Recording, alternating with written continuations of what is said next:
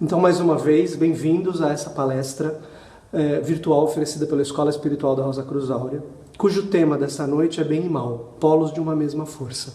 Estamos transmitindo essa palestra pelo Facebook e a ideia é que os amigos façam suas perguntas no campo de comentários. Fiquem à vontade durante a exposição para fazer as perguntas ou após o término sobre o que será falado. Pois bem, amigos, por que esse tema, bem e mal, nos chama tanto a atenção? Por que o bem é algo que nós buscamos de uma maneira tão forte em nossas vidas? E isso é algo tão enraizado dentro de nós que desde criança nós temos essa questão do bem, né? Nós ouvimos falar, seja um bom menino, seja uma boa menina, não faça coisas más, seja bonzinho. Se você não for um bom menino ou uma boa menina, você não ganha presente do Papai Noel, e por aí vai. E, além disso, nós percebemos nas diversas religiões que existem essa constante busca pelo bem.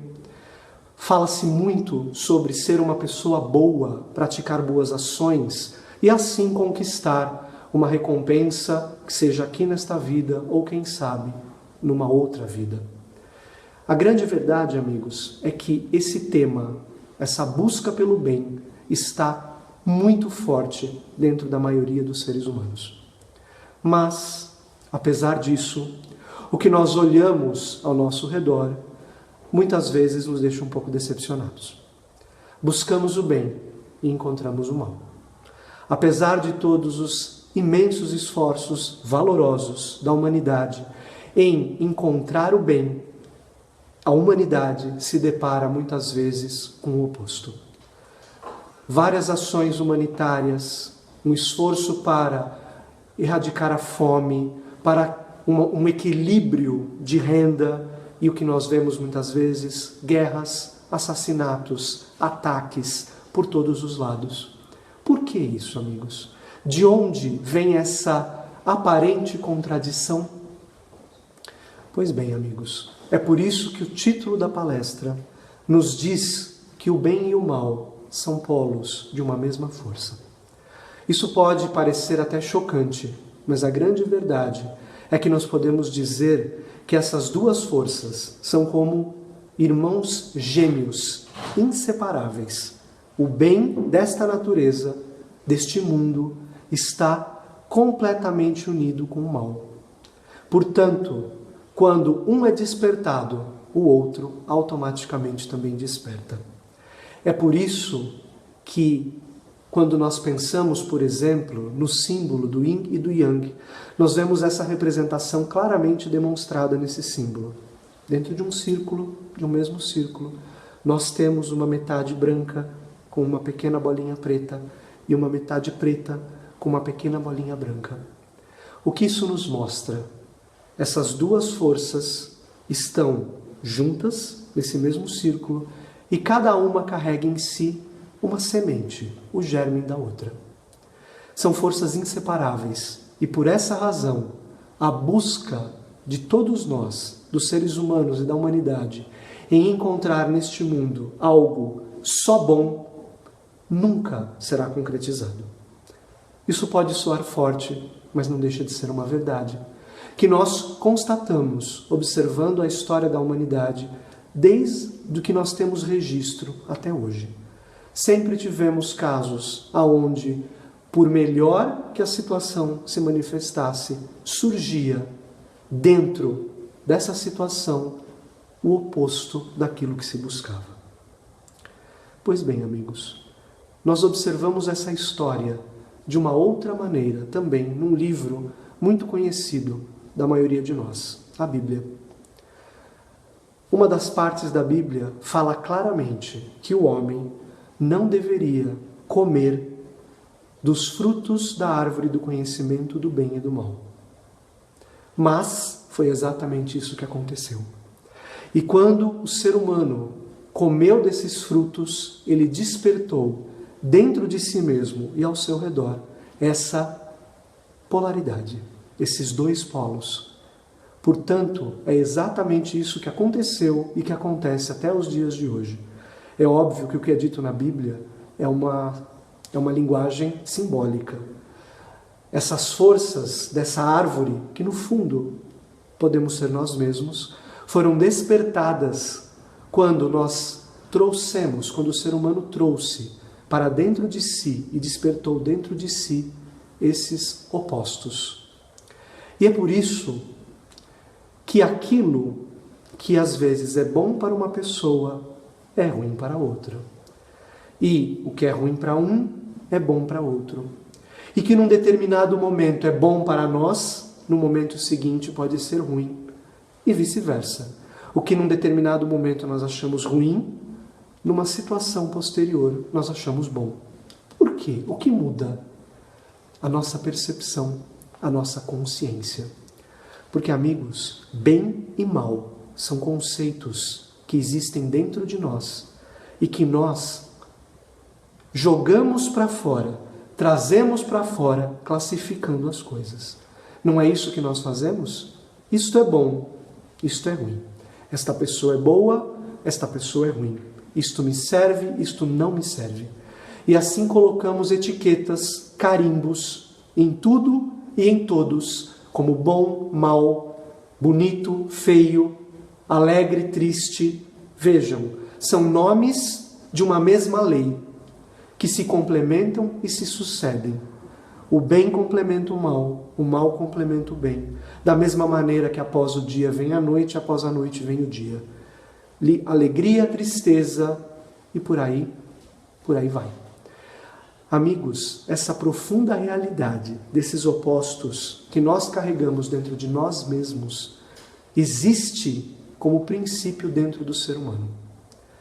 Muitas vezes nós projetamos e pensamos que o mal, por exemplo, é algo que está fora de nós e nós tentamos somente trazer coisas boas. Mas, amigos, não está fora, está dentro. O bem e o mal são forças que se encontram atuando plenamente dentro do ser humano. E é por isso que ambas existem dentro de nós e ao nosso redor. E é por isso que buscar uma necessariamente desperta a outra. E é por isso também que não existe nada totalmente mal. Quando nós olhamos uma situação que nós consideramos como quase completamente má ou como má, podemos ter certeza que mesmo escondido, ou mesmo que nós não vejamos, existe um princípio, existe algo bom, de acordo com os conceitos de bom e mal que nós utilizamos neste mundo.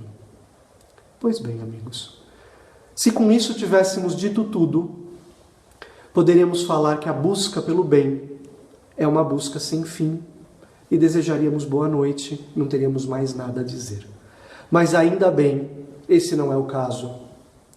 Porque se existe um impulso dentro de cada ser humano, e dentro da maioria das pessoas há esse impulso, de buscar algo que seja completamente bom, algo que não tenha seu oposto no mal, algo que seja completamente justo, algo que seja totalmente belo. De onde vem esse impulso, se nós, como nos conhecemos, somos seres que têm essa polaridade dentro de nós? Pois bem, amigos, vem de um ponto dentro de cada ser humano que só conhece o bom, o verdadeiro bem, a verdadeira justiça, o verdadeiro belo. E esse ponto, o ensinamento universal, fala que, de diversas maneiras, que há um princípio divino adormecido dentro do ser humano, no mais profundo do ser humano, que corresponde com o coração, existe um princípio totalmente bom, como uma semente de uma outra árvore, não de uma árvore ou da árvore do conhecimento do bem e do mal, mas, seguindo a alegoria da Bíblia, como uma semente da árvore da vida. Essa semente, esse princípio divino adormecido, deve novamente ser despertado dentro do ser humano. E esse princípio, ele conhece somente o bem, o belo, o justo e todos os conceitos que nós buscamos tão frequentemente neste mundo e não encontramos. Porque o bem O verdadeiro bem não se encontra fora de nós, nas coisas e nas pessoas ao nosso redor, mas dentro de cada ser humano. Portanto, amigos, se queremos buscar o bem, devemos olhar para esse princípio adormecido que deve novamente ser despertado. Esse princípio que é Deus mesmo, o Espírito adormecido dentro do ser humano, que deve novamente se reconectar com o Espírito que permeia tudo, deve despertar em nós. E é esse puro bem que realmente não conhece nenhuma oposição, nenhum mal. E como despertá-lo? Amigos, primeiro, reconhecendo essa dualidade em nós, primeiro em nós, e em tudo ao nosso redor, e entendendo que apesar de todos os nobres esforços que muitos seres humanos fazem para deixar este mundo melhor, e reforçamos, são esforços importantes, que não deixam que este mundo se torne intolerável. Porém, são esforços que jamais trarão esse bem absoluto, porque esta natureza, ela é uma natureza formada por opostos, por essas duas forças gêmeas que se complementam. Portanto, jamais encontraremos nessa natureza o absoluto do jeito que nós ansiamos, impulsionados por esse princípio divino adormecido dentro de nós, que começa, num determinado momento, a pulsar, a latejar como uma imagem. E o que ele busca? Ele busca aquilo que lhe é semelhante: o bem, o amor, a justiça, valores que nós só conhecemos como um reflexo neste mundo, mas não a sua verdadeira essência, pois a nossa consciência é uma consciência voltada para a polaridade, para os opostos deste mundo. Pois bem, amigos, a partir do momento que nós reconhecemos tudo isso dentro de nós e à nossa volta, esse mundo de opostos, de bem e mal, de noite e dia, e ansiamos verdadeiramente por algo que não tenha oposto, por algo eterno, único, pelo absoluto, é possível que esse princípio divino, essa semente, comece a germinar, simbolicamente falando. Esse átomo adormecido começa a despertar. E ele desperta uma nova vibração, uma nova energia dentro do ser humano, que começa a circular à medida que esse anseio se torna mais forte. E a partir daí, uma verdadeira transformação pode ocorrer dentro do ser humano. E aquilo que nós transformamos dentro, nós podemos externar. Como dizia Gandhi, seja você a mudança que você espera no mundo. Ou seja, aquilo que nós buscamos fora, nós devemos buscar e realizar dentro. A partir do momento que essa semente começa a germinar, ela tem todo o potencial de se tornar, simbolicamente falando, numa verdadeira árvore da vida, que, como nos diz a Bíblia, produz seus frutos a cada mês, e os frutos e as folhas são para a cura dos povos. Isso nos mostra, simbolicamente falando, que o ser humano passa a viver de uma nova energia, de uma energia dinâmica, absoluta, que começa gradualmente a se manifestar dentro do ser humano e transformar toda a sua vida, toda a sua consciência, todo o seu sentir, seu pensar e seu agir. A partir daí, esse ser humano ganha uma nova perspectiva de vida. Ele começa a ver as coisas dentro de si e ao seu redor de uma maneira verdadeiramente nova. Ele começa a identificar que aquilo que ele percebe fora de si está dentro de si. Que o aparente mal ou bem que ele vê nos outros, na verdade, é um espelho daquilo que se encontra dentro dele mesmo. Reconhecendo essas forças, a partir dessa nova possibilidade divina dentro de si mesmo, é possível que gradualmente comece um trabalho de autoconhecimento. o homem conhece a si mesmo, ou começa a conhecer a si mesmo de verdade. E nesse autoconhecimento e nesse anseio, esse processo gradual vai se tornando cada vez mais forte. E essa árvore, essa nova força dentro do ser humano, esse só bem, começa a se manifestar e a se tornar um fator determinante na vida do ser humano. A partir daí, amigos, nós podemos falar do bom, do verdadeiro bom, do bem absoluto, da justiça absoluta, do amor absoluto e de todos os valores que nós buscamos durante toda a nossa vida e que escapam das nossas mãos pelos nossos dedos. Não devemos buscar fora, mas dentro. Tudo está dentro do ser humano. Tudo se encontra dentro do ser humano como uma semente que deve novamente germinar. Portanto, amigos, finalizando essa exposição, gostaríamos de fazer um sumário dizendo o seguinte: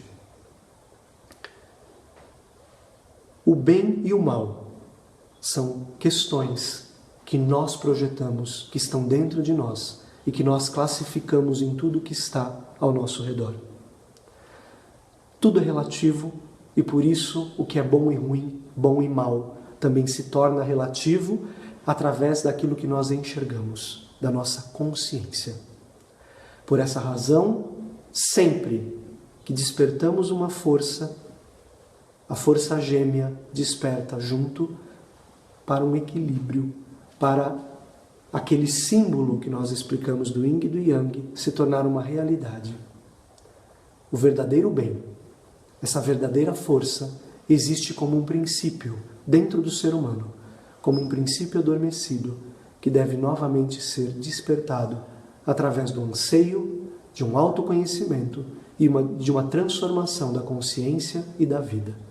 É a partir dessa árvore da vida que deve nascer e florescer dentro do ser humano que o verdadeiro bem pode ser atingido. E quando isso acontece com o ser humano, todos esses frutos, simbolicamente falando, podem ser ofertados para todos aqueles que ainda anseiam por encontrar essa verdadeira força. Amigos, dizendo isso, nós encerramos essa pequena exposição sobre o tema e gostaríamos agora de responder as perguntas que os amigos que tenham surgido durante este tema, que os amigos podem fazer nos comentários do Facebook e que serão lidas e, na medida das possibilidades, tentaremos respondê-los. Fiquem à vontade. A Rose Cris pergunta: mas não é você quem escolhe entre o bem e o mal? Não é a própria pessoa que atrai o mal para si? Pois bem, falamos de escolha. Será realmente que nós escolhemos? Vamos pensar nas situações que nós vivemos no dia a dia. Nós escolhemos o mal? Genuinamente, a maioria de nós não busca o bem, a felicidade, tudo o que é bom. Por que vem o mal? Será que é simplesmente uma questão de escolha? Ou é uma questão de que nós estamos, de certa maneira, dominados por essas forças gêmeas, essas forças de uma mesma fonte? A grande questão é que a verdadeira e única escolha que o ser humano tem é quando ele percebe como essas forças atuam dentro de si mesmo e, portanto, aquilo que ele enxerga fora de si e realmente anseia porque para que surja algo que não tenha seu oposto, para que surja uma força absoluta, única, verdadeira, é que tudo pode mudar e se transformar. Até lá, todas as nossas aparentes escolhas sempre vão nos levar para um ponto da rede na qual nós estamos amarrados. Seja essa rede de situações que nós enxergamos como boas, ou de situações que nós enxergamos como más, ou que num momento são boas e no outro momento são más. Porque tudo é uma questão de percepção, tudo é uma questão de consciência, como nós falamos. Somos nós que falamos, isso que eu estou passando é bom ou ruim. Não necessariamente a situação por si é boa ou ruim. É a percepção que nós temos dela que a transforma em uma ou outra coisa. Então a única e verdadeira escolha é quando nós escolhemos viver do uno que se encontra dentro de nós mesmos e permitir que esse uno, essa verdadeira escolha, seja o guia de nossas vidas para encontrarmos o verdadeiro bem. O Miguel Almeida pergunta: existe mal no amor? No verdadeiro amor, não. Mas, o que é o verdadeiro amor? Né? Será que aquilo que nós chamamos de amor é amor? Ou é um reflexo de uma força que muitas vezes nós denominamos amor e não conhecemos? Para aqueles que estão mais familiarizados com a linguagem bíblica, existe uma passagem de Coríntios que fala sobre o amor. O amor é paciente, é benigno, não se ressente contra o mal, não se envaidece, se alegra com a justiça, se regozija com a verdade, não tolera o ciúme e o mal. Amigos, nós conhecemos essa força? Porque o amor não é um sentimento, é uma força. O verdadeiro amor é uma força de transformação. É uma força que transforma, pode transformar toda a nossa vida, toda a nossa consciência, a partir do instante em que nós nos preparamos para recebê-la e nos abrimos para ela. A partir desse instante, é possível falar que o amor, que é uma força do próprio Espírito, um dos aspectos do Espírito, começa a penetrar dentro do nosso sistema e se manifestar. Aí nós podemos falar de amor verdadeiro. E esse amor não conhece mal, porque ele é só bem. O amor é uma força que não exclui nada nem ninguém. Ele é um estado de ser. Então nós não podemos escolher quando nós somos preenchidos pelo verdadeiro amor. Nós não podemos escolher aquilo que nós amamos. Eu amo isso, mas isso não. Isso está na minha esfera de amor, isto não. Isso não existe no verdadeiro amor. O verdadeiro amor é como o sol. Ele brilha para todos, sobre os bons, sobre os maus, sobre todos, sem distinção. A partir do momento que essa força faz morada no ser humano, ela também não faz distinção. Ela irradia para tudo e para todos o verdadeiro bem. E aí não existe mal. A Elizabeth pergunta: e como manter o equilíbrio neste mundo totalmente desequilibrado? O que fazer? É agora que nós falamos. O equilíbrio neste mundo totalmente desequilibrado não existe. Por quê? Tem a cabeça equilíbrio.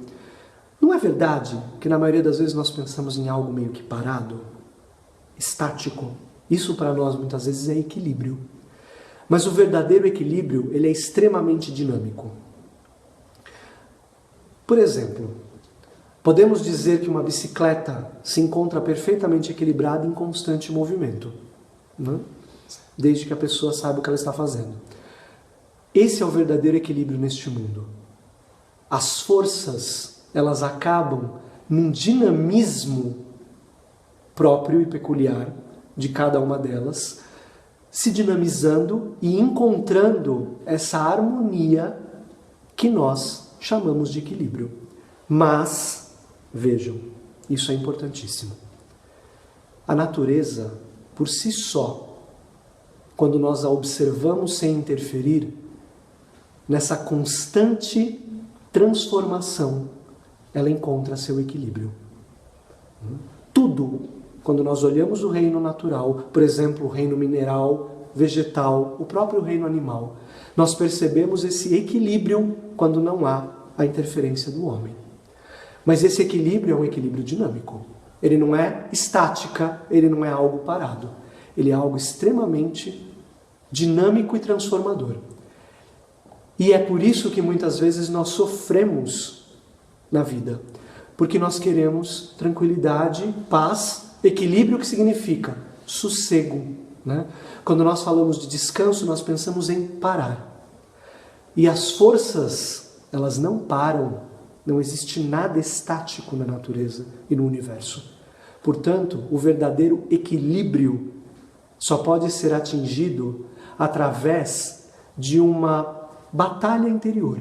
Olha que coisa mais contraditória, né? Para conseguir equilíbrio nós temos que lutar, temos sim.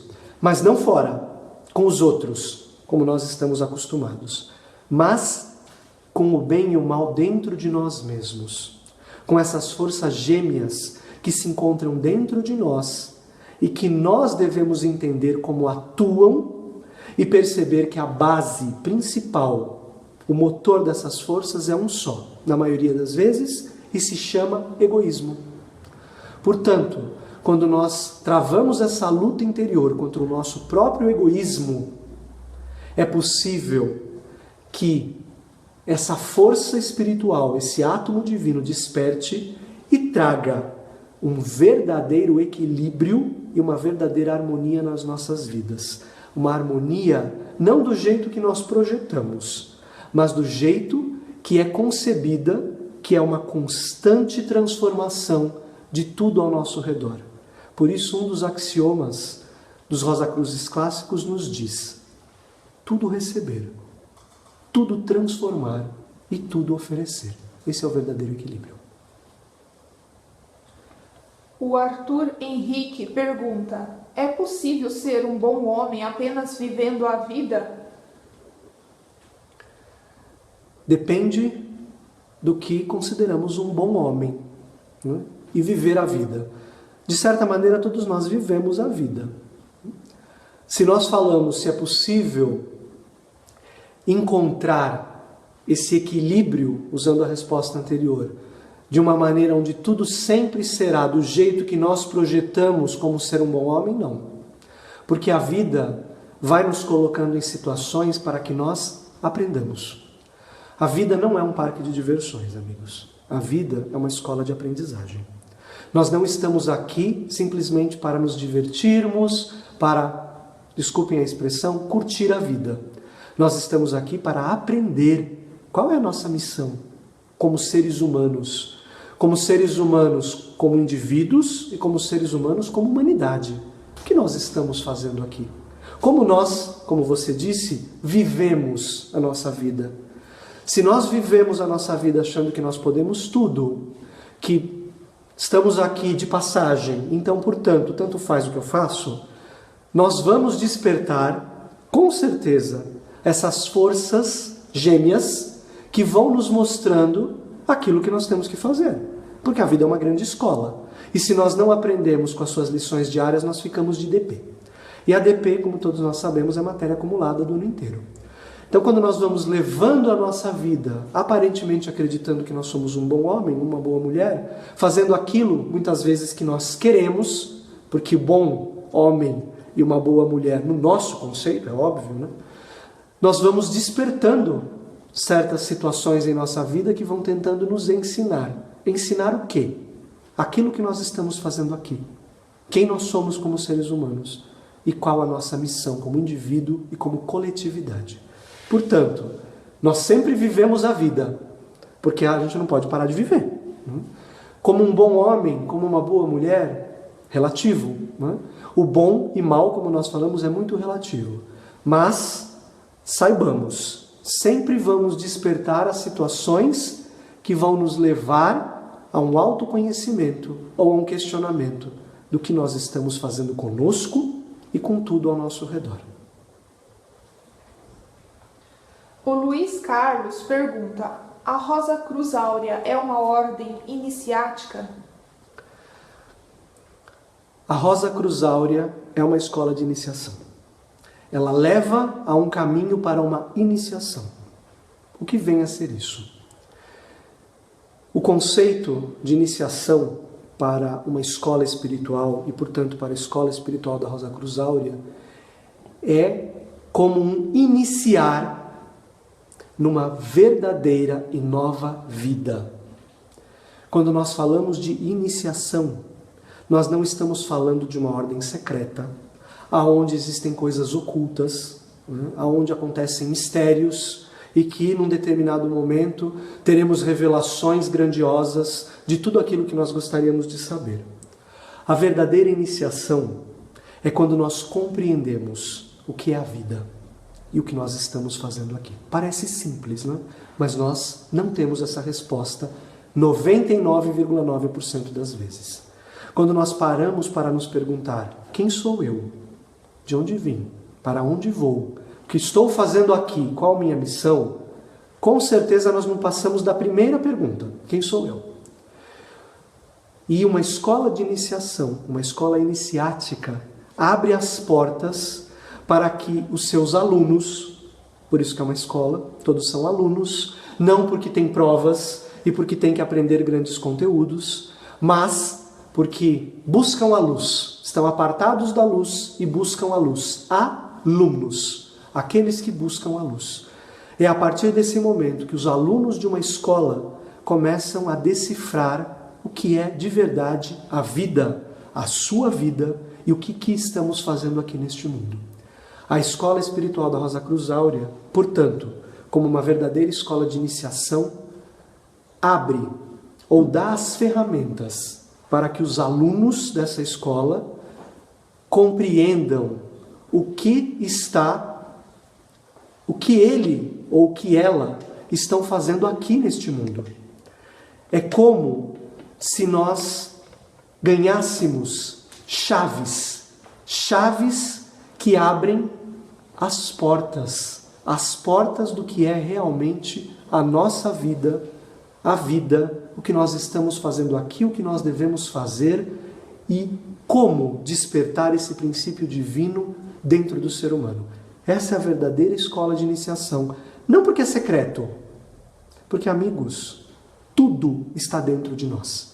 O que acontece numa escola espiritual, como por exemplo a escola espiritual da Rosa Cruz Áurea, é que nós ganhamos, por assim dizer, ferramentas, são nos ofertadas ferramentas para entender como utilizá-las para transformar a nós mesmos, não para nos tornarmos pessoas melhores, mas para que esse princípio divino desperte e guie toda a nossa vida. Porque um ego melhor continua sendo um ego, né? Pode ser um ego maior, um ego menor, um ego polido ou um ego não tão polido, mas continua sendo um ego, portanto, um ser egocêntrico que busca tudo para si. E uma escola de iniciação visa o contrário, que esse ego se renda, diminua, para que um novo princípio espiritual nasça e transforme toda a nossa vida. Jesus Naif Fidalgo pergunta: como chegar no uno se a polaridade e dualidade das energias nos leva para os extremos? Pois bem, para chegar no uno, nós devemos partir do uno. Da mesma maneira que os alquimistas diziam que para se produzir ouro, deveria se partir de uma partícula de ouro. Nós temos o uno dentro de nós mesmos. O uno se encontra dentro do ser humano, como um princípio. É por isso que, por exemplo, Jesus na Bíblia dizia: o reino de Deus está em vós, mais próximo do que mãos e pés. Hermes Trismegisto, no Egito, falava: ó alma, não busques fora de ti o que já se encontra dentro de ti. Portanto, para que esse uno se torne uma realidade dentro de nós, nós devemos partir do único ponto que é uno, indivisível, esse princípio divino adormecido. E isso é um caminho que leva para dentro de nós mesmos e não para fora. Um caminho que leva para o despertar deste princípio uno, indivisível em nós, como foi falado, como uma semente. Uma semente que deve encontrar um solo fértil. E o que é esse solo fértil, amigos? Um coração que começa a se purificar de todos os seus desejos egoístas. Uma cabeça que começa a purificar seus pensamentos e não mais pense em si, mas pensamentos totalmente não egocêntricos. E uma vida orientada para oferecer e não para reter. Esse é o solo fértil. Além do solo, precisamos de luz e água. Que luz? A luz desse Espírito que, quando desperta dentro de nós, atrai aquilo que lhe é semelhante. Uma vibração semelhante e que, portanto, a alimenta. E a água são as próprias radiações de uma outra natureza que são vertidas para aqueles que trilham um caminho espiritual. Portanto, para sairmos da dualidade, como foi dito, e nós temos também a dualidade dentro de nós, e atingir o uno, devemos partir do uno, devemos nos voltar para esse uno e permitir que ele desperte e nos conduza. O Danilo pergunta: como chegar no equilíbrio entre o eu divino e o eu material? Equilíbrio entre o eu divino e o eu material praticamente não existe. É mais ou menos nós fazermos assim: andar com um pé em cada canoa e tentar descer o rio. Uma hora nós vamos cair no rio. Puxa, então como? Parece uma contradição. A grande verdade é que esse princípio divino, ele deve despertar e se manifestar. E o eu, o ego, deve diminuir cada vez mais. Perdão. Portanto, não é bem uma questão de equilíbrio no sentido de, mais uma vez, de igualdade, de convívio nas mesmas proporções. Não. À medida que um aluno ou alguém que busca um caminho espiritual trilha esse caminho, o que começa a acontecer é que esse princípio divino, se tudo correr bem, se o ser humano assim permitir, começa a se tornar cada vez mais forte, cada vez mais manifestante em sua vida. E o ego, o eu, deve se tornar cada vez menor, como uma sacola. Nós podemos dizer que o ego é como uma grande sacola de desejos sem fundo. E sempre os desejos se multiplicam. E nós sempre, como egos, queremos mais e mais. Num determinado momento, é como se essa sacola fosse sendo esvaziada pouco a pouco. Ela vai se tornando de um sacolão para uma sacolinha, simbolicamente dizendo. Vai se tornando menor, menor, menor, até atingir um mínimo biológico de subsistência, porque o eu não morre. Né? Um processo espiritual não é um processo de que o eu se aniquila. Ele simplesmente se rende, se volta para um princípio maior, esse princípio espiritual, e se torna como um servidor desse princípio divino. Né? Como aquele que serve algo muito maior dentro dele e que pode levá-lo, pode levar todo esse sistema para uma transformação de vida totalmente nova. A Alice Galdino pergunta: de certo modo, então, algo que pode ser considerado ruim acontece na nossa vida para que possamos enfrentar e alcançar um aprendizado que seria, então, o bem? De certa maneira, tudo aquilo que acontece na nossa vida deve ou deveria nos trazer um aprendizado. Não existe acaso no universo. Nós passamos pelas coisas porque nós as atraímos. Tudo funciona no universo e, portanto, em nós, na lei de atração e repulsão. Se nós atraímos situações ou pessoas para a nossa vida, é porque nós temos algo magneticamente sintonizado com aquela situação ou com aquela pessoa. Às vezes, nós não percebemos isso conscientemente. Aliás, na grande maioria das vezes. Por quê? Porque nós não nos conhecemos. Nós conhecemos parcialmente os nossos sentimentos, parcialmente, os nossos pensamentos, também muito parcialmente, mas os nossos desejos, aquilo que está inconsciente dentro de nós e que é como o iceberg, aquilo que está para baixo da superfície da água, é o que realmente é a maior parte e move aquele iceberg. Portanto, tudo aquilo que está dentro de nós, de uma maneira inconsciente ou subconsciente que nós não conhecemos, nos move, mesmo que na ponta do iceberg nós tentemos acreditar que nós estamos direcionando essa grande massa. Não estamos. Nós estamos sendo levados.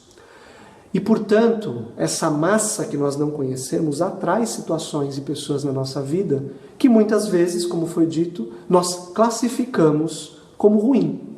E por que nós passamos por isso? Porque nós temos que aprender alguma coisa com essas situações.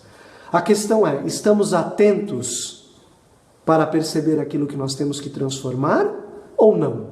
Porque se nós não estivermos atentos, nós vamos passar de novo, e de novo, e de novo. São aquelas famosas situações que nós classificamos muitas vezes na nossa vida como déjà vu. Eu já passei por isso. Mudou o cenário, mudou a pessoa, mas cá estou eu de novo na mesma situação. Por quê? Porque nós passamos pelas situações muitas vezes sem perceber. E é necessário perceber, é necessário compreender. O que isso vai trazer? Isso vai trazer uma transformação, pelo menos deveria, na nossa consciência e na nossa vida, para que nós possamos mudar algo dentro de nós, mudar algo dessa ferramenta egocêntrica que nós somos. Vai nos levar para o bem. Veja, mais uma vez, o bem e o mal nessa natureza se complementam. O que nós temos que buscar é o bem único. E o que nos leva para o bem único é quando a única coisa que nos leva para o bem único é o despertar desse princípio divino em nós e o render do ego num processo, numa busca espiritual. A Sônia pede se você pode discorrer um pouco sobre o pós-morte. Esse é um assunto um pouco longo. Vamos tentar ser mais sucintos. 1 minuto para beber água. Vamos lá. Tentar fazer um resumo. O ser humano não é somente a matéria que nós vemos. O ser humano não é só esse corpo com seus órgãos, fluidos, etc. e tecidos. O ensinamento universal fala que o ser humano possui 4 corpos. Um corpo material, que é aquilo que nós vemos. Um corpo etérico, um corpo vital, que dá vida a esse corpo material. Um corpo astral, ou um corpo de desejos, que é o corpo dominante na maioria dos seres humanos, porque nós somos movidos pelos nossos desejos.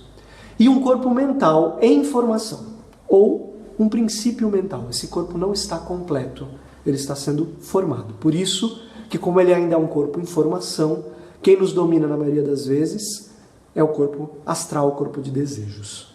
Pois bem, essa estrutura de 4 corpos está inserida num pequeno mundo, como é chamado no ensinamento universal, num microcosmo. Nesse microcosmo, que nós podemos comparar simbolicamente a uma casa, que essa personalidade com esses 4 corpos aluga temporariamente, existem diversas forças e diversas influências que estão gravadas nesse microcosmo, nessa casa. Nós chamamos essas influências, nós as conhecemos muitas vezes como karma, que é tudo aquilo que todas essas personalidades que habitaram essa casa já viveram. Porque a personalidade vive e morre uma única vez. Portanto, nós, como habitantes dessa casa, como personalidades, vamos viver uma única vez. Homem, tu és pó, e ao pó retornarás. Assim, existe esse sistema de 4 corpos da personalidade inserida nesse microcosmo, com toda a sua influência kármica, e dentro do microcosmo existe também esse princípio divino adormecido. Esse princípio divino, ele é eterno. Ele não morre. E é ele, esse microcosmo, junto com esse princípio divino, e com todas essas influências kármicas, que reencarna. Portanto, o que acontece no pós-morte? Tudo isso para explicar o que acontece no pós-morte. Vamos dizer que um ser humano encarna, vem para essa vida e vive sua vida, como foi falado numa das perguntas anteriores. Não busca nada, acredita que a sua vida é isso, é nascer, crescer e um dia morrer. E um dia ele morre. Essa é a única certeza que nós temos, que nós vamos morrer. Quando morre, Da mesma maneira que no encarne, esses 4 corpos vão gradualmente se formando. Então, o primeiro a se formar é o corpo físico, depois o corpo etérico, depois o corpo astral e depois o corpo mental. No pós-morte, o que acontece? Quando o ser humano morre, ele perde imediatamente o seu corpo físico e parte do seu corpo vital. O que passa para o mundo dos mortos, ou como também é chamado no ensinamento universal, esfera refletora, passa o microcosmo com a outra parte do corpo vital, o corpo astral e o corpo mental. E no pós-morte vai acontecendo uma dissolução desses corpos. O restante do corpo vital se dissolve, o corpo astral se dissolve e o corpo mental se dissolve. Até que resta o quê? O microcosmo, com o princípio divino adormecido e as experiências que essa personalidade passou na vida em suas diversas situações e que são gravadas nesse microcosmo. E é isso que ocorre no pós-morte. É como um filme. Aquele ser vê a sua vida e aquilo que ele passou vai sendo gravado nesse microcosmo como estrelas, como uma marca. E é por isso que é dito que assim como é em cima no macrocosmo, assim é embaixo no microcosmo. Então, quando nós olhamos o céu e vemos as inúmeras constelações que existem, nós temos a mesma imagem, o mesmo modelo no microcosmo. Inúmeras experiências gravadas, o nosso próprio céu microcósmico que nos comanda. E o que acontece no pós-morte de uma pessoa que não trilha um caminho espiritual é que essa personalidade gradualmente se dissolve e aquilo que ela viveu é gravado como um karma, até que esse microcosmo, parcialmente esvaziado, parcialmente porque ele ainda tem todo o karma, e o princípio divino atrai uma nova personalidade e o ciclo recomeça. Como microcosmos, encarnamos milhões e milhões e milhões de eras e anos. Como personalidade, vivemos e morremos uma única vez. O Sérgio Dias pergunta: quando o processo é realizado, o átomo centelha retorna ao todo? Ele perde a individualidade? Aqui nós vamos usar elementos que a nossa consciência limitada só pode tatear. Porque tudo aquilo que nós afirmarmos com relação a uma realidade que a nossa consciência não consegue conceber, corre o risco de se tornar uma especulação.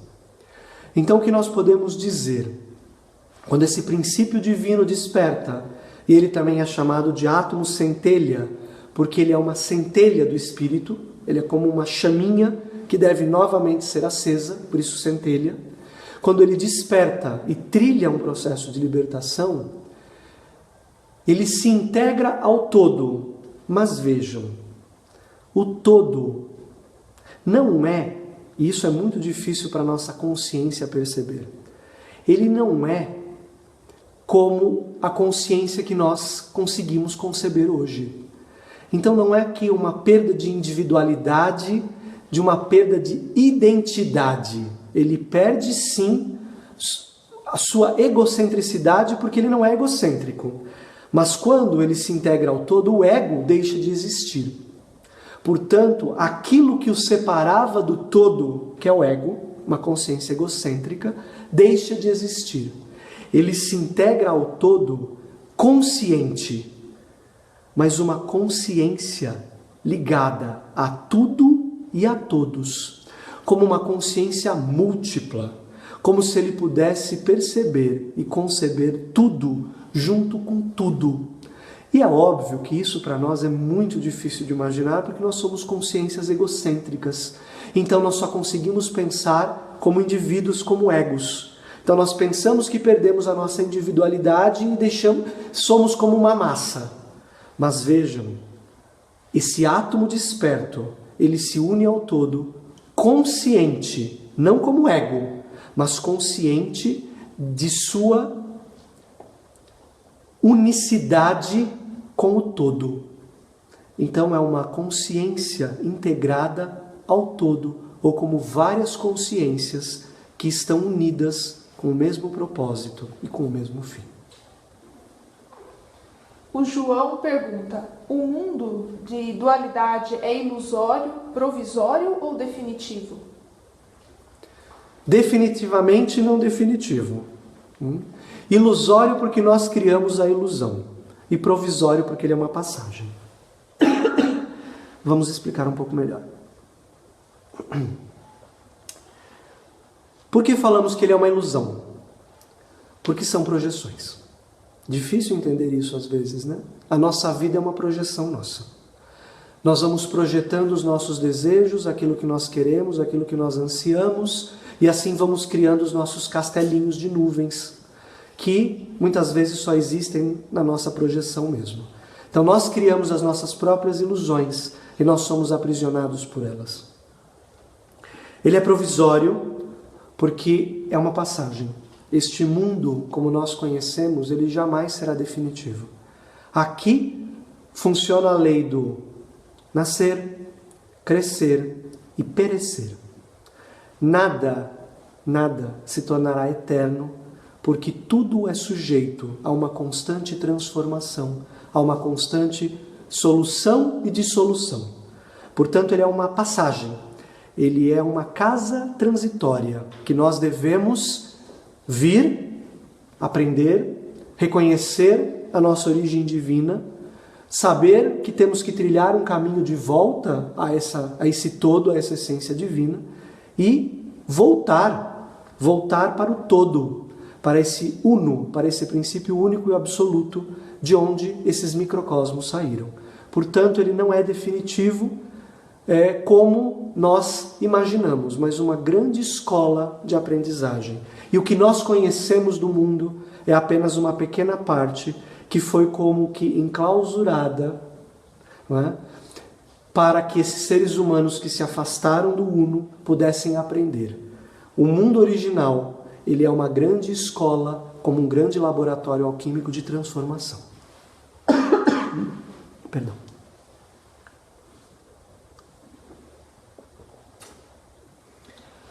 Lu Agostini pergunta: como conseguir o autoconhecimento? Essa é a última pergunta da noite, ok? Ok. Amigos, a última pergunta então: como conseguir o autoconhecimento? Homem, conhece-te a ti mesmo, e assim conhecerás os deuses. Autoconhecimento jamais é um processo onde nós, com o nosso ego, tentamos entender o nosso ego. Porque tudo que nós fizermos nesse sentido vai ser extremamente limitado e extremamente enviesado pela visão do nosso próprio egocentrismo. O verdadeiro autoconhecimento brota de uma força, de uma luz isenta do ego. Ele brota a partir do momento que esse princípio divino desperta. A partir do momento que esse átomo desperta, um anseio por uma nova vida se inicia e o ser humano começa a trilhar esse caminho que, podemos dizer, passa e nunca termina, que é o autoconhecimento. O primeiro degrau de uma escola espiritual é o autoconhecimento. E, de certa maneira, também é o último. Perdão. Por quê? Porque nós nunca deixamos o autoconhecimento para trás. O autoconhecimento, ele é constante. Porque é como se uma luz despertasse dentro de nós, a partir desse princípio divino, e fosse gradualmente iluminando tudo aquilo que antes estava escuro. E o que ela vai iluminando? Toda a nossa vida de sentimentos, toda a nossa vida de pensamentos e toda a nossa vida de ações. E a partir daí, nós começamos a nos ver como nós somos de verdade e não como nós pensamos que somos ou como gostaríamos de ser. Por isso, muitas vezes nós falamos que o autoconhecimento é como, de certa maneira, descascar uma cebola. Cada camada que nós arrancamos, nós choramos. Cada máscara que nós retiramos de nós mesmos, ou cada máscara que é retirada do nosso próprio egoísmo, é um reconhecimento da consciência em relação àquilo que nós somos. E esse autoconhecimento é atingido a partir do momento em que um ser humano trilha um caminho espiritual, pois uma nova força desperta dentro dele e começa a iluminar, com essa luz do autoconhecimento, toda a sua consciência tríplice, seu sentir, seu pensar e seu querer, e começa uma transformação em direção a esse desabrochar do divino dentro de si mesmo. Amigos, nós procuramos manter essas palestras em torno de 1 hora, e mais ou menos já temos esse horário. Gostaríamos de agradecer a todos pela participação. Existem diversos mecanismos e maneiras dos amigos conhecerem mais a escola espiritual. Esse é um deles, o Facebook. Existe a página da escola espiritual, rosacruzaurea.org.br, onde os amigos podem conhecer mais sobre a escola espiritual. Dentro dessa página existe o caminho para o site da editora da escola, pentagrama.org.br, onde os diversos livros, praticamente todos os livros da escola, podem ser baixados gratuitamente, em formato de EPUB ou PDF.